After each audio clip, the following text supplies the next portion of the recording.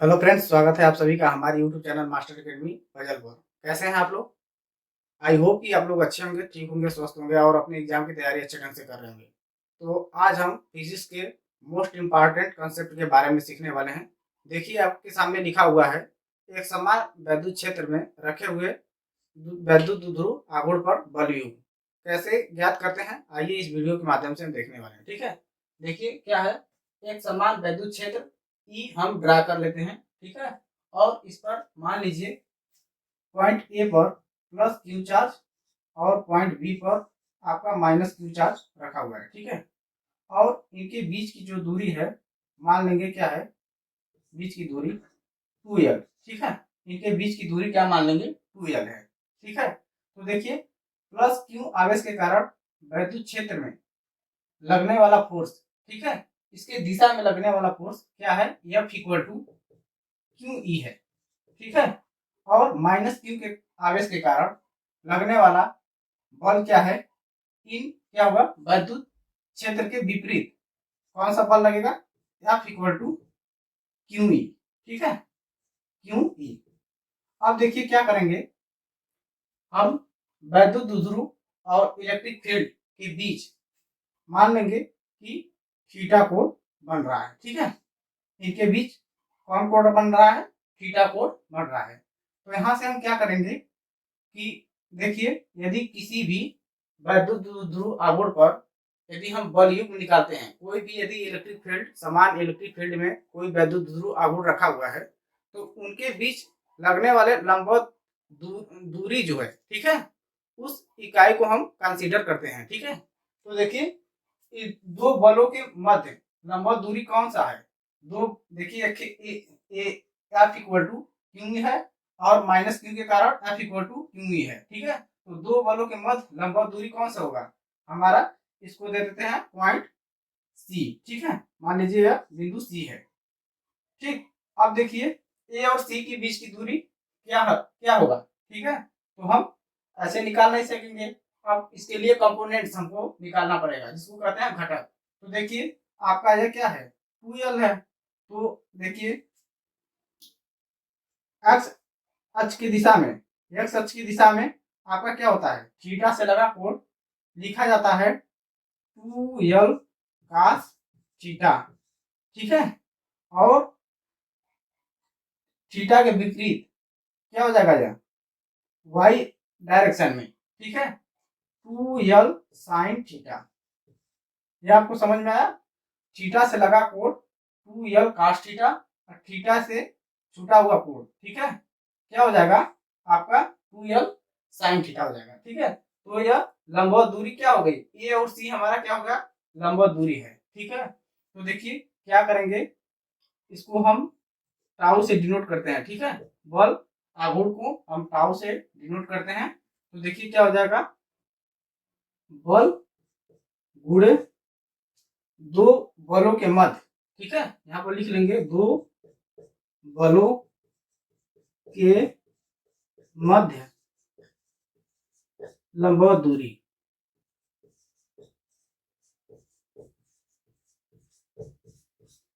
दो बलों के मध्य लंबवत दूरी। ठीक है, तो टाउ इक्वल टू क्या हो जाएगा, देखिए अब देखिए बल क्या है, क्यू ई है, तो यहाँ पर हम लिख देंगे क्यू ई। अब दो बलों के मध्य लंबवत दूरी कौन सा है, 2l sin थीटा। ठीक है, तो यहाँ पर लिख देंगे गुणे 2l sin थीटा। ठीक है, अब देखिए क्या हो जाएगा, टाउ इक्वल टू आपका क्या हो जाएगा, देखिए 2ql। ठीक है, तो यहाँ पर 2ql और गुणे क्या हो जाएगा, e sin थीटा। ठीक है, तो टाउ बराबर क्या हो जाएगा आपका 2ql, क्या लिखा जाता है, p। ठीक है, तो इसको p लिखा जाता है, और यह क्या हो जाएगा आपका p e sin थीटा। ठीक है, sin थीटा। अब देखिए यह क्या हो गया आपका, यह फार्मूला निकल कर आ गया। अब इसका मात्रक देखिए क्या हो जाएगा आपका, मात्रक देखिए बल का मात्रक न्यूटन होता है, दो बलों की मध्य लंबवत दूरी, दूरी को क्या मीटर में क्या करते हैं, गणना करते हैं, तो इसका क्या हो जाएगा न्यूटन और मीटर, इसकी क्या हो जाएगी, इकाई हो जाएगी। ठीक है, इसकी बल बलयुग्म, ठीक है। बलयुग्म की इकाई क्या हो जाएगी आपका न्यूटन और मीटर। और देख लेते हैं आगे, देखिए इसको वेक्टर फॉर्म में किस प्रकार से लिख सकते हैं। तो देखिए tau equal to tau vector, tau equal to vector vector P, ठीक है। और यह क्या हो जाएगा क्रॉस वेक्टर ई, ठीक है।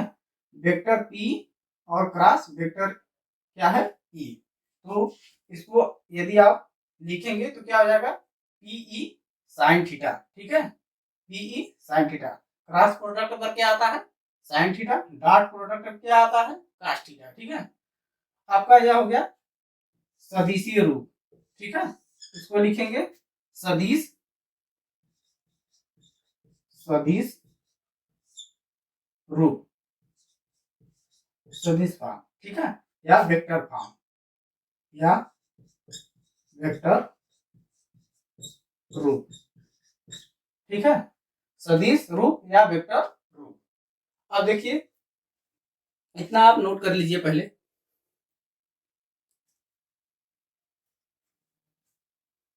हो गया, मिटा दें। तो चलिए आगे देखते हैं, ठीक है।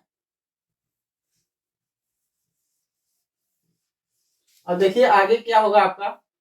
अब देखिए जब यह द्विध्रुव आघूर्ण अपने पोजीशन पर क्या करेगा, इलेक्ट्रिक फील्ड अपने ही दिशा में इसको व्यवस्थित करने की कोशिश करेगा, ठीक है। तो अब जब करने की कोशिश करेगा तो इस पर अब कार्य करना पड़ेगा। तो सबसे अधिक किस पर कार्य करेगा, तो आइए हम इस पर देखते हैं कि किस कोण पर सबसे अधिक कार्य होगा इसका, ठीक है। तो देखिए आप फार्मूला क्या लिखे थे, formula tau equal to PE sine theta, ठीक है। यदि थीटा इक्वल टू 90 डिग्री हो, ठीक है, 90 डिग्री हो। कैसे, क्योंकि यहाँ पर साइन थीटा है, हम जानते हैं कि पाई/2 पर मतलब 90 डिग्री पर थीटा का मान सबसे अधिक और माइनस पाई/2 पर थीटा का मान सबसे कम, साइन थीटा का मान सबसे कम होता है, ठीक है। तो यहाँ पर हम क्या करेंगे, इसको लिखेंगे टाउ मैक्स, ठीक है, equal to P E sine 90, ठीक है। PE sine 90 tau max equal to क्या हो जाएगा पीई, ठीक है।